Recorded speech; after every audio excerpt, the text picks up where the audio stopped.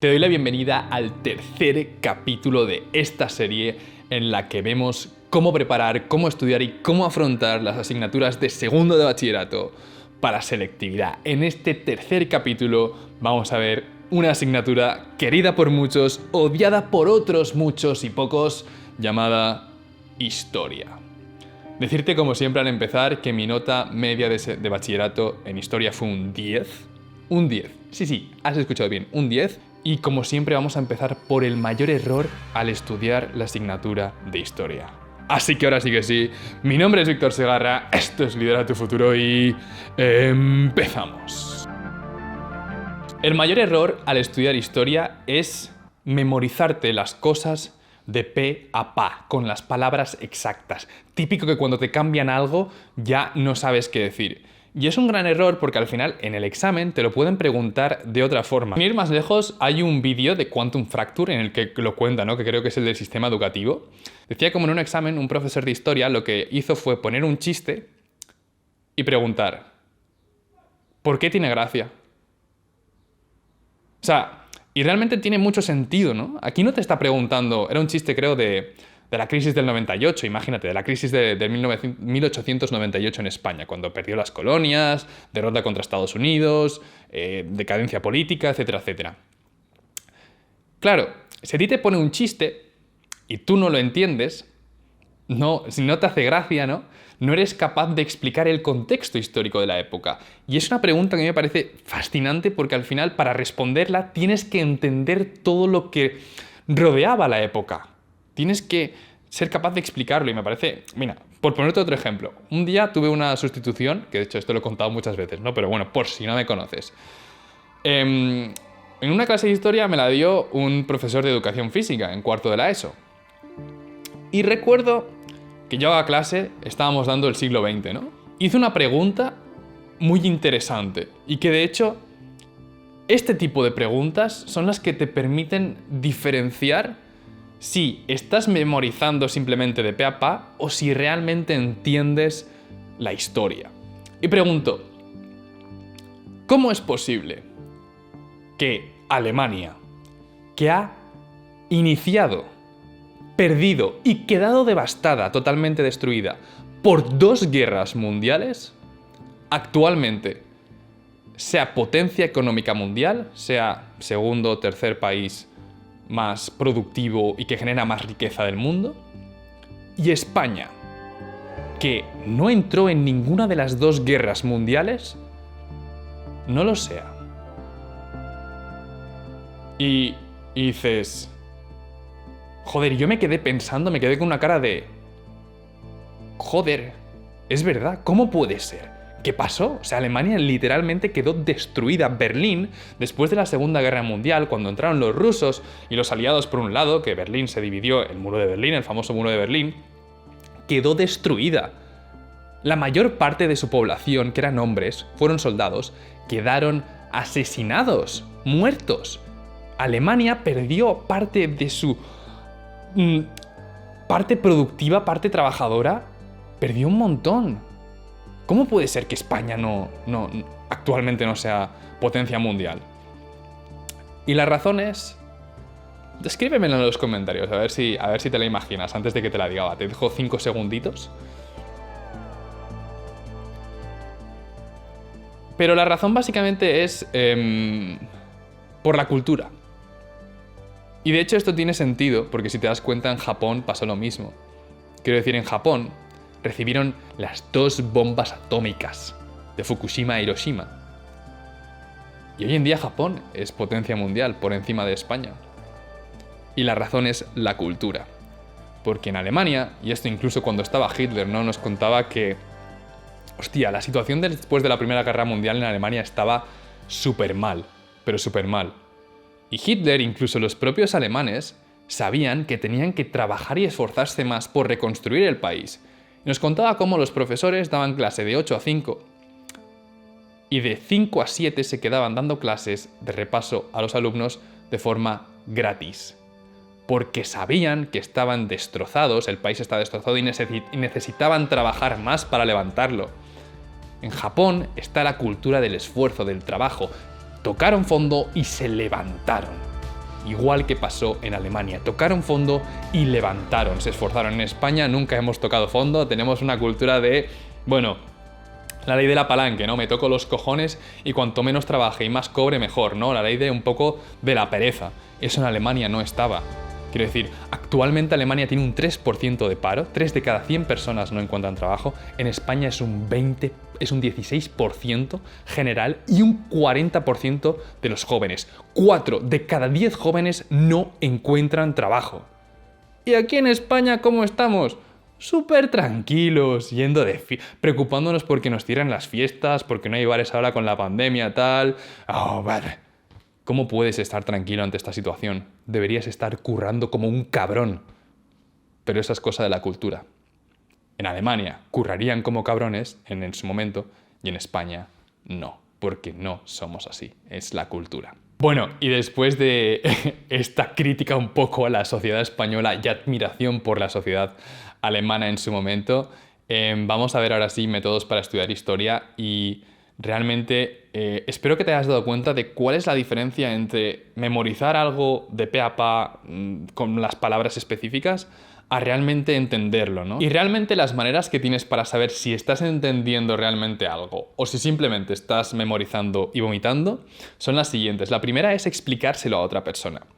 Cuando tú se lo explicas a otra persona, que esto es algo que ya vimos en el vídeo de física y es algo súper interesante, cuando tú se lo explicas a otra persona, realmente lo que estás haciendo es hacer un esfuerzo, hacer un trabajo por poner las palabras difíciles fáciles, por realmente, o sea, imagínate que tienes que explicar lo que yo te acabo de explicar a un niño de 10 años que no tiene ni idea de historia. Realmente tienes que utilizar metáforas, comparaciones, tienes que tenerlo muy claro para hacérselo entender. Y es una manera muy buena de saber que tú lo entiendes y además de estudiar. Yo recuerdo que muchas veces amigas mías en clase me pedían: oye, Víctor, ¿tú entiendes cuáles fueron las consecuencias de la guerra civil o de la posguerra en España? ¿Me lo podrías explicar, por favor? Yo cogía, hacía un audio y se lo enviaba. Y eso a mí me servía luego para estudiar también. O sea, en vez de memorizar yo también o tal, pues oye, explícaselo a otra persona y sirve muchísimo. O sea, ahora quiero que cada vez que veas que una persona tiene una duda, tú ahí, oye, ¿quieres que te lo explique? Tal, no sé qué. Compañerismo siempre, no, pero en serio, sirve muchísimo. O también, y esta manera es la que yo creo que a mí me ha permitido sacar tan buenas notas en historia y en asignaturas de más de mucha densidad, de mucha materia y tal, es explicártelo a ti mismo.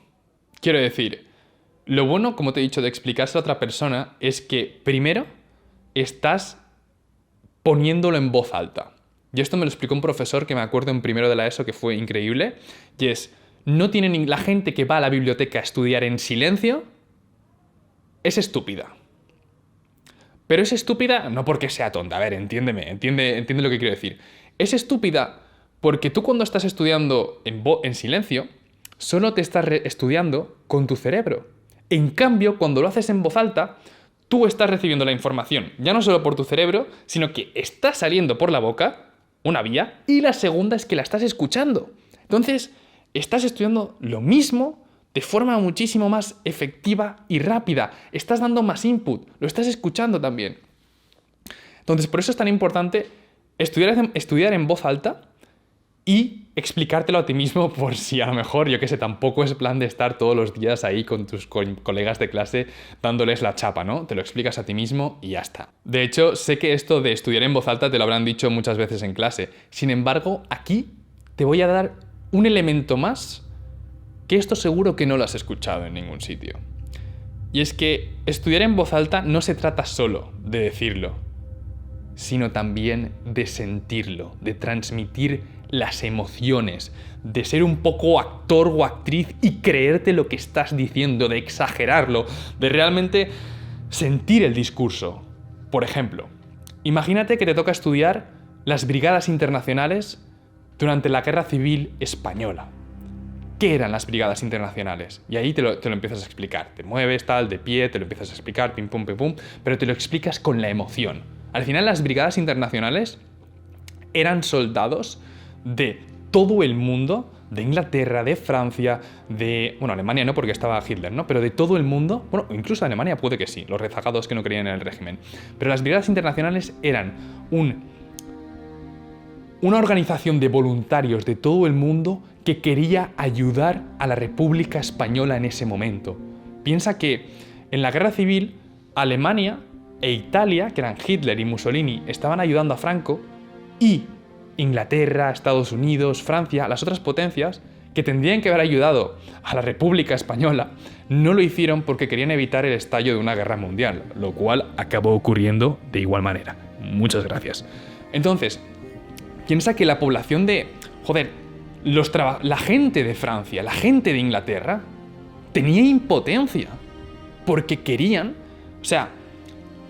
luchar por España. Querían luchar con la República. Querían luchar con un ejército que había sido elegido democráticamente, que tenía unos ideales y que estaba haciendo cosas por cambiar las cosas. Y encima tenían a Inglaterra que no les ayudaba. Piensa que esas personas sentían impotencia, que tenían ganas de cambiar el mundo. Y muchas de ellas se unieron a esas brigadas internacionales por ese motivo, porque querían luchar por la libertad, no querían el fascismo. Entonces, ponte en la piel de esas personas y explícalo con estas emociones. Mira, me estoy emocionando hasta yo y todo. Mira mi voz, ¿vale? Entonces, cuando te lo expliques, ponte en su piel. ¿Qué sentían la gente que formaba parte de las brigadas internacionales y que luchó en la Guerra Civil Española y que muchos dieron sus vidas? Sentían impotencia, rabia porque sus países no estaban ayudando a España, a la República Española. Explícalo así. Y es importante poner emociones a lo que estás estudiando, al discurso, porque es más fácil recordar emociones y momentos de una historia y una experiencia en especial que no memorizar por memorizar y palabras por palabras. Quiero decir, estoy seguro que de tu película favorita te sabes muchas partes del guión, que de tus canciones preferidas te las sabes de pe a pa y te acuerdas de ellas. Pero lo que te ayuda a acordarte de ellas y del guión de tu película favorita es las emociones que recuerdas en ese momento. Por ejemplo, yo me acuerdo del guión de muchas películas, de muchos actores, porque son personas que me emocionaron en ese momento. Sus historias me conmovieron, me emocionaron, me hicieron sentir alguna emoción. Entonces, sé que suena raro, sé que suena fuerte, que tienes que exagerarlo, pero hazlo. Ponte en la piel de la gente que estuvo en las brigadas internacionales. Ponte en la piel de los soldados que se vieron obligados durante la Guerra Civil a matar a personas que conocían desde siempre. Ponte en la piel, estúdialo así y lo entenderás y te acordarás más fácilmente. Sin ir más lejos, vamos a hacer aquí un poquito de parodia y voy a compartir contigo uno de los guiones y una de las escenas que más me gusta de la serie de vikingos de Vikings, que es Ragnar Lothbrok, ¿vale? Vamos a ponernos el micrófono un poquito más cerca. Y es la escena en la que están antes de entrar en París, que están intentando conquistar París y todo pues falla, ¿no? ¿Vale? Entonces dice lo siguiente: I am king. King Ragnar. That is my name. King Ragnar. And I did not become king out of ambition. But once again, I had no choice. Y si te ha gustado esa interpretación y quieres ver otra de The Punisher, quédate estos 30 segundos o pasa un poquito más adelante, ¿vale? Pero The Punisher, no creo que sea una serie que hayas visto, ¿no? Pero hay un actor que me encanta, que es Jon Bernthal, y que básicamente hace lo siguiente. Va a explicar cómo conoció a su mujer, ¿no? Y dice así, dice... you know how I met my wife, you know, I was in this park, you know, just playing the guitar, trying some new songs and coming up with new songs, and you know, there's this group of friends, they all laughed at me, and there's this girl, you know, and she just looked at me, you know, oh my God, I was just done, you know, I couldn't do anything, I was done. And she said to me, hey buddy, do you have any, all those songs that play more loudly and are not noise? And I just said, oh, you're gonna have to tell me something. And that's how I met my wife. You know. Y bueno, después de mostrarte mi amor y mi pasión por la actuación, expresar emociones y tal, espero que te haya gustado o no. Al final, también otras maneras de estudiar historia, aunque yo creo que esta es la más importante, ¿no? Que a la hora de memorizar lo entiendas y que sientas realmente lo que estás transmitiendo, son hacer exámenes de selectividad, aprender a escribir y aprender a redactar, ¿no? Tener una buena presentación dentro del examen. No lo vamos a tratar aquí en detalle porque ya lo hice en otro vídeo de un vídeo de productividad, que básicamente es cómo sacar, o las habilidades que a mí me han permitido sacar 10, matrículas de honor en la universidad y muy buenas notas, así que te lo estoy dejando aquí en las tarjetas y en la descripción por si quieres echar un vistazo, si quieres aprender a escribir, si sientes que necesitas también aprender a escribir, ¿no? Sobre todo yo creo que aprender a escribir, a explicar y a redactar es lo más importante en historia. Tienes ahí el vídeo.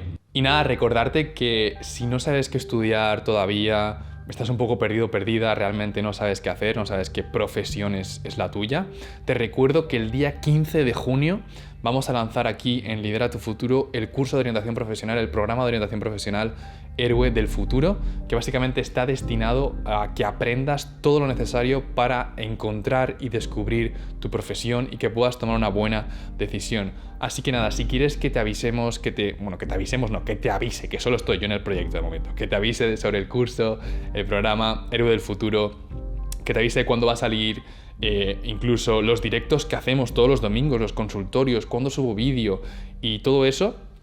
Tienes debajo, en el primer comentario fijado y aquí en las tarjetas otra vez, un enlace a una clase totalmente gratuita que, como siempre, soy sincero, sé que lo repito en cada vídeo, pero como siempre, es simplemente para conseguir tu email y que tengamos esta vía de comunicación más directa y más íntima entre tú y yo, ¿vale?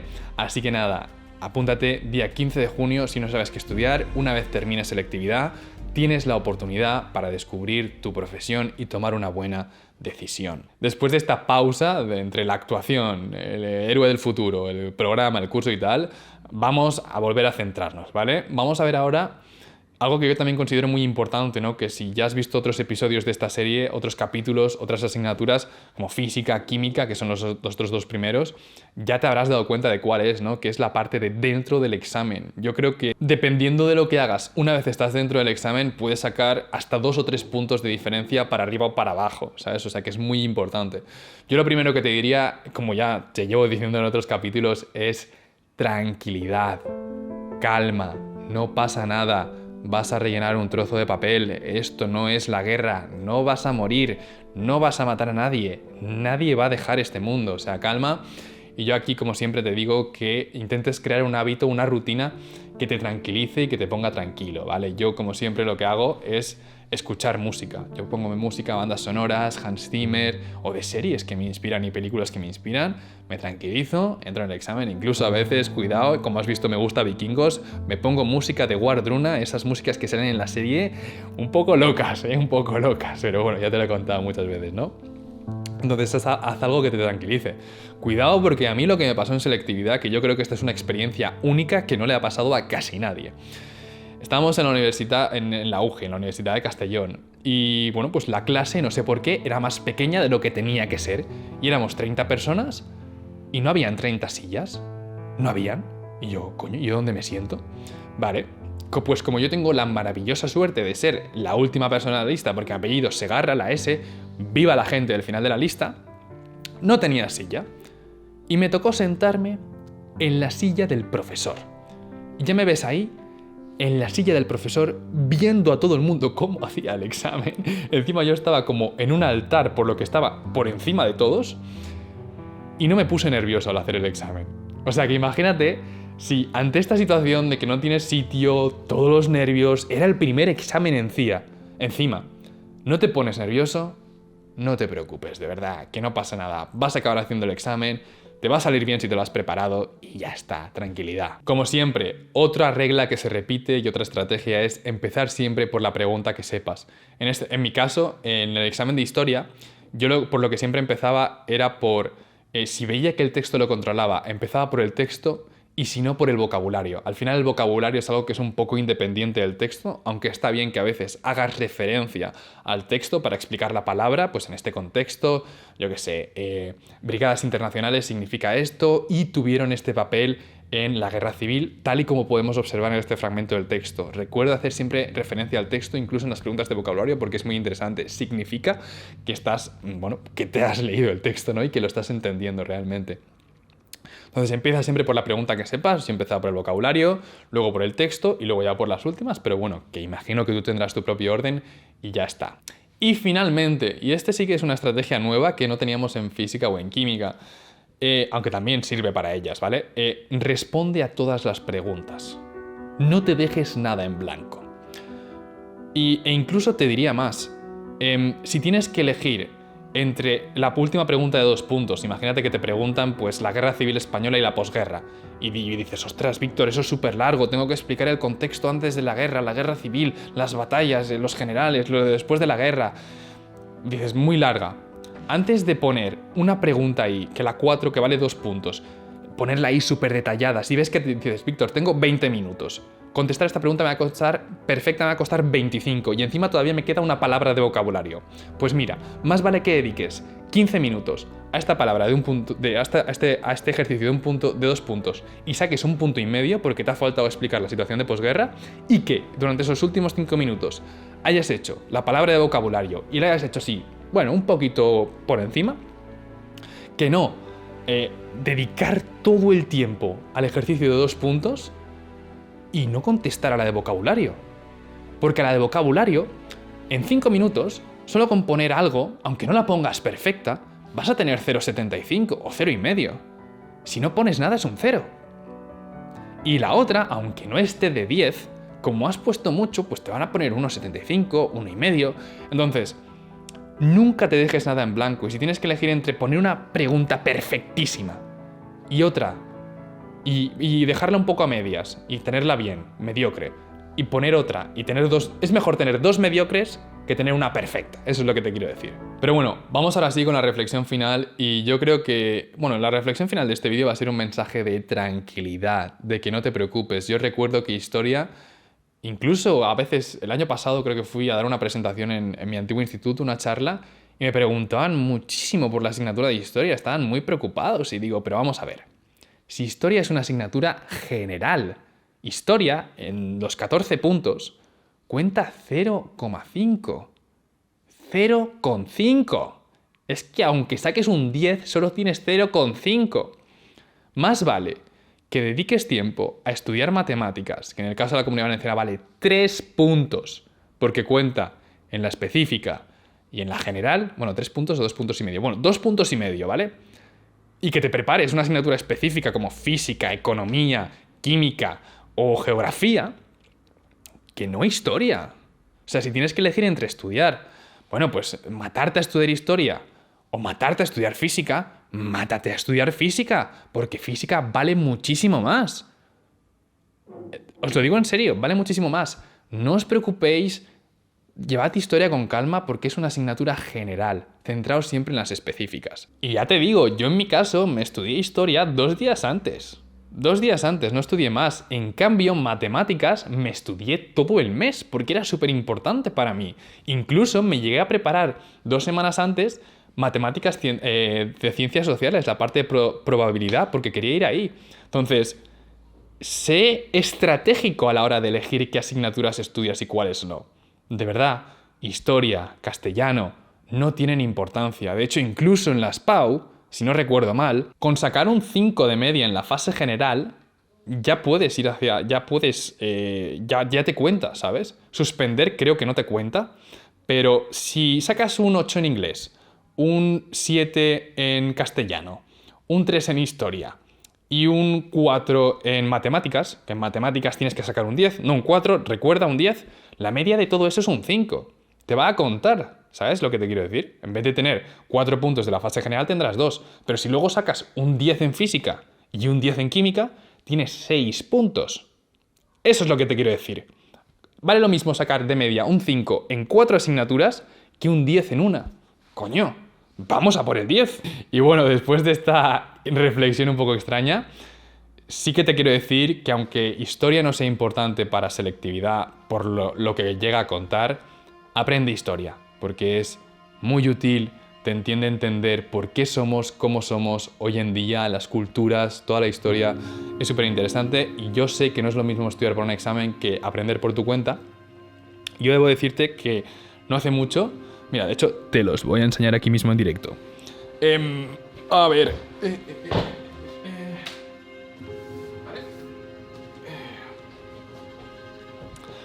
¿Vale? Pues vamos a ver. El amigo Ken Follett escribió 3 libros en los que cuenta la historia del siglo XX. Este libro es La caída de los gigantes, ¿vale? Que como puedes ver es un libro gigante y tiene unas 1000 páginas. Sin embargo, yo ahora entiendo muy bien la historia del siglo XX, entiendo las causas de la Primera Guerra Mundial, las consecuencias, las causas de la Segunda Guerra Mundial, la Guerra Civil Española, como te he dicho antes, lo de las brigadas internacionales, la URSS, lo que fue el comunismo, la Guerra Fría, el racismo en Estados Unidos. Y ¿sabes por qué creo que me acuerdo y lo aprendí de forma también más amena, más divertida que cuando estaba en el instituto? Porque se cuenta la historia a través de la historia de personajes. No es un libro de texto en lo que, bueno, pues pasan los hechos y ya está, no. Aquí empatizas con la historia de un soldado que tiene que ir a la guerra y tiene que separarse de su esposa 4 años y que, ¿sabes? Aquí empatizas realmente con la gente, empatizas con el negro que se va a protestar en los estados del sur en Estados Unidos y le rompen el brazo y ve que esa no es la manera de cambiar las cosas y se convierte en abogado. Empatizas y te acuerdas de las historias. Y es súper interesante porque esa es la forma en la que aprende nuestro cerebro, a través de historias, de emociones. Así es como recordamos las cosas. Así que Ken Follett, la trilogía de La caída de los gigantes, y de verdad, súper recomendado. Obviamente no me está pagando nada Ken Follett para que lo diga, obviamente, pero es que el libro me encantó y creo que sirve muchísimo para aprender historia y me parece una pena que no se haga. Y como siempre, desde aquí, lidera tu futuro, promoviendo la lectura, promoviendo el aprendizaje. Ken Follett, impresionante. Y nada, ya para terminar, recuerdo, día 15, lanzamiento Héroe del Futuro, programa de orientación profesional para descubrir tu profesión. Tienes el enlace debajo en el primer comentario fijado y aquí en las tarjetas. Y te recuerdo que, bueno, cuando acabes este vídeo puedes ir a ver el próximo episodio de la serie y ya está, que va a ser la asignatura de lengua castellana seguramente, o los anteriores. Así que nada, espero que te esté gustando mucho la serie y nos vemos en el próximo vídeo. Chao. Víctor, no te cambies de ropa, sí que me cambio, joder. Lo que pasa es que...